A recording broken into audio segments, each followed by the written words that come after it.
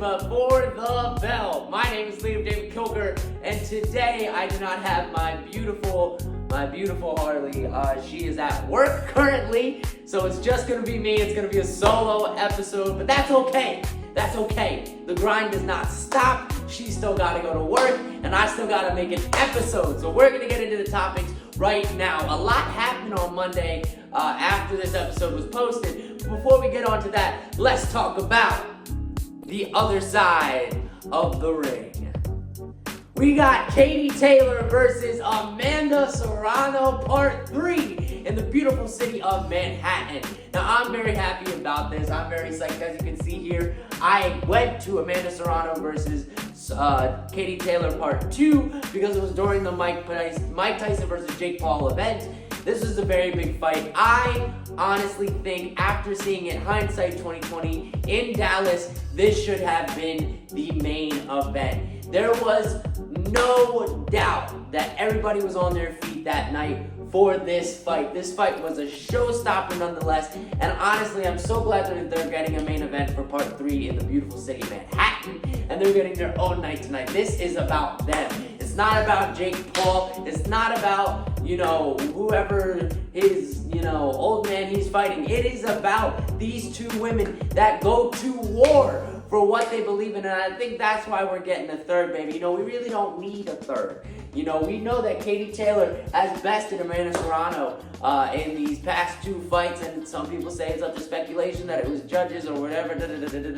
I'm sorry, I'm gonna go with Irish all the way every single day. So I'm gonna say Katie Taylor's got this, but that doesn't mean Amanda Serrano still ain't got heart, man. Honestly, Amanda Serrano, watching her live and watching how much heart she does not give up. She marches forward. She had that cut on her eye in that second fight, and every punch, it's like she didn't even face her.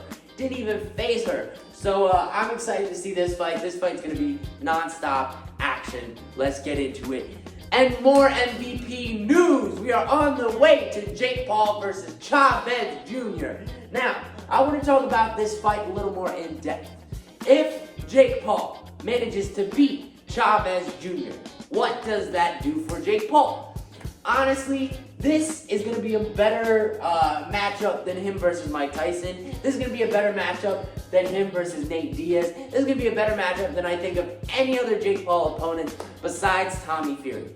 I think this is a fight that Jake Paul has to dominate on all levels. I don't think this is a running bet. I don't think it should go to the judges.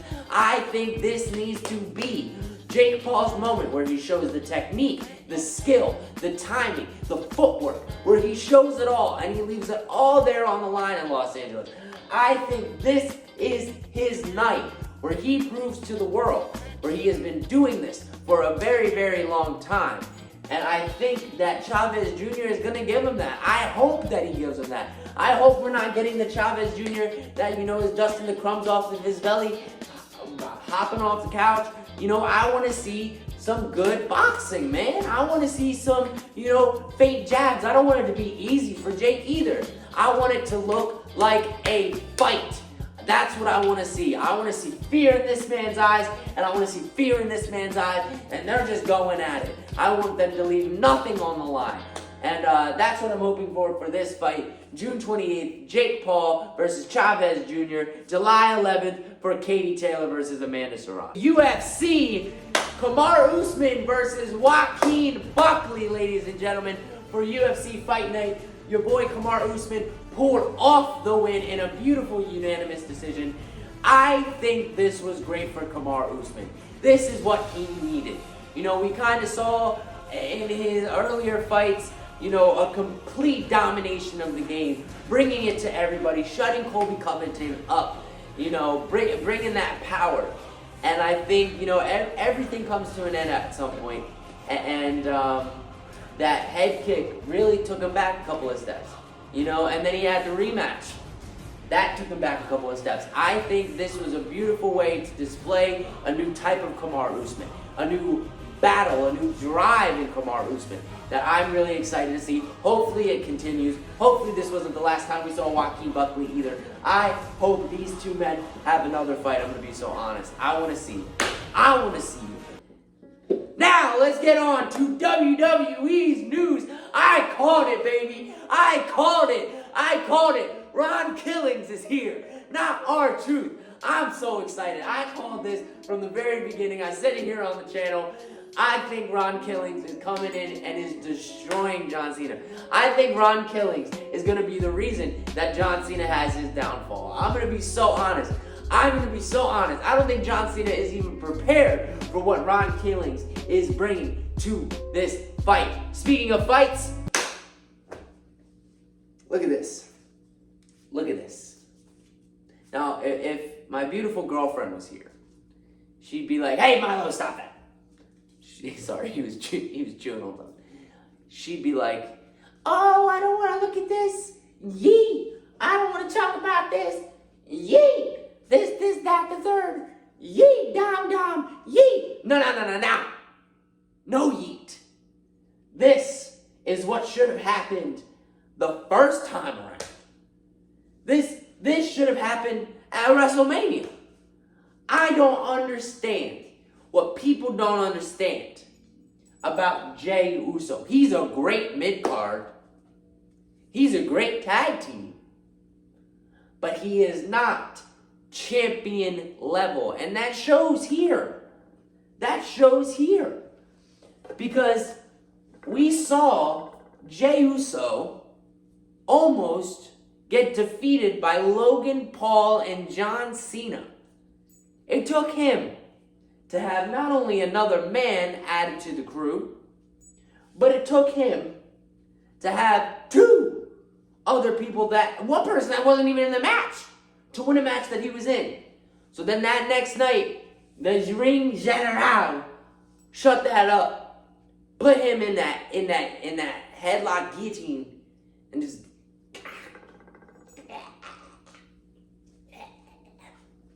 it was over. It was over for him. It was over before he even started. And that's why I think this was the best decision for the WWE to have Gunther, the ring general. That's right. And now we're going to hop back to the truth.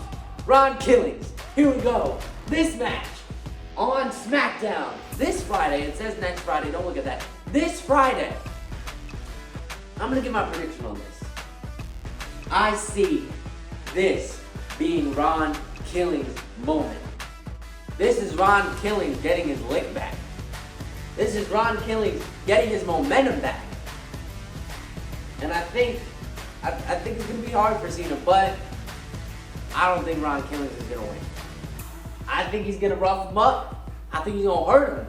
I think we're going to see a different side of John Cena in this heel persona that we've never seen before. Weakness.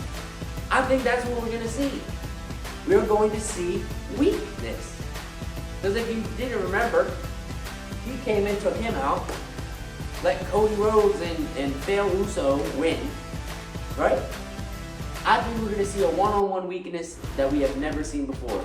And don't forget, y'all, Seth Rollins has that money in the bank. Keep that in mind. Now let's talk about Night of Champions King of the Ring tournament. We already have the qualifiers right now for the upcoming matches. Zayn versus Randy Orton. Cody Rhodes versus blank. That's going to be decided tonight on Monday Night Raw. And I feel like you guys need to go check that out. But let's see the matches that we have coming up on Monday Night Raw. We have Sheamus versus Rusev. Reed versus Uso. Now, I think these are all very interesting things to happen. This is going to be a good match. We know this is going to be a banger. This is going to be cool. If Sheamus wins against Rusev, right, and he comes here, that's going to be awesome. That's going to be dope because it's going to be like old times, Rhodes versus Sheamus. Now, these are two men that have been in the business. They are veterans in the WWE. They have been here for a long time. Don't eat the cat food. Trouble. Milo, what are you doing? Come here. Ladies and gentlemen, I would like for you to meet good old Milo. Can you say hi to the people? Look, Milo. Look, I know. This is me and Harley's new puppy. I gotta finish this episode. I know, I'm sorry. You know, he's a pain in the butt, but he's my pain in the butt. And then if you have here Rusev versus Cody Rhodes, that's gonna be a great match because you know these two right here, Rusev, Cody, both came from AEW, came over to WWE, and honestly, I don't think there's a match that Rusev can have that wouldn't be a banger, especially against his body proportions and his body proportions. I think that's what we also need to understand here. Size versus size. We have somebody bigger, stronger, ready to wreck and ball. That's not Cody Rhodes. Cody Rhodes is strategic. He's technical. He's very, you know, he has his ways about him. But Rusev is like a I'm gonna wreck everything in my path. And I feel like that would be a beautiful thing to see here. And I think that's where it comes here. If Reed versus Rhodes, I think that's pretty dope. You've never seen that before. I think that also adds to the Seth Rollins versus Cody Rhodes storyline. Because honestly, I don't see a match that he's in that, you know, Braun Breaker or Seth Rollins or Paul Heyman don't interfere on. I don't see that. And I think that's why Uso's not going to make it. I don't think Uso's going to make it to the next round of this tournament. Because I think having, you know, that little clan that Seth Rollins has on this side of Reed, I don't think Jey Uso's going to win. I don't see it. Because I don't think Seth Rollins would let it happen. Now, what I thought would have been really cool, if Jey Uso still had the title, you know, beat him up, he wins, Uso wins, right? But then Seth Rollins didn't catch him, so did he really win? He really win. But hey, it is what it is. And then you have if Jey Uso wins. I'm not saying he's going to, I'm saying if Jey Uso wins, Rhodes versus Uso, it is going to be a brother versus brother match type. You know, that friends versus friends match. Like this is strictly business, nothing personal. And they know a lot about each other. They've wrestled with each other a lot in tag teams against each other. And I think these two are the ones that I think it's going to be the greatest match type. You know, we're going to see something that we've never seen before. We're going to see, you know, there's some history here too. There's some history, you know, bloodline, clearly. And then Cody Rhodes, you know, that beat the bloodline. You know, that's still fam, right? I'm going to be honest. So say if my brother was a boxer and my brother's a bad guy, I wouldn't really like side with what my brother does. But whoever beats my brother, I'm still going to feel some type of way about it. Even if I'm like, yeah, man, what they did was wrong, but still, that's still family. Family comes once and for all. So, whatever happens, I think each match will have its own highlights, have its own glory, and I'm super excited to see what all these match types bring. But the final topic, woo! Making WWE 2012 again. That's right. We got CM Punk versus John Cena in Saudi Arabia. Well, I think this is very interesting for CM Punk. He has sworn on his morals and his identity that he would never do a Saudi show. He promised that. Knowing who he is, knowing where he comes from and his background, I think this gives John Cena so much heat that he knows CM Punk wants that. He knows CM Punk wants to be the person to beat him, most of all, for that. I think it makes it sweeter that he beats him for that. But he knew that, all right, you want to face me for this title? Come to the one place you said you'd never go. How much are you really, truly going to sacrifice for this title? CM Punk and John Cena had a little promo battle on SmackDown recently, where CM Punk said, I know what this, not this exact title, but I know exactly what this title does to a man. It makes a man forget their morals. It makes a man go to the deepest, darkest pits of himself just to keep that. And I think John Cena said, all right, I'm going to flip the switch on you. You want to talk about morals? You're a hypocrite.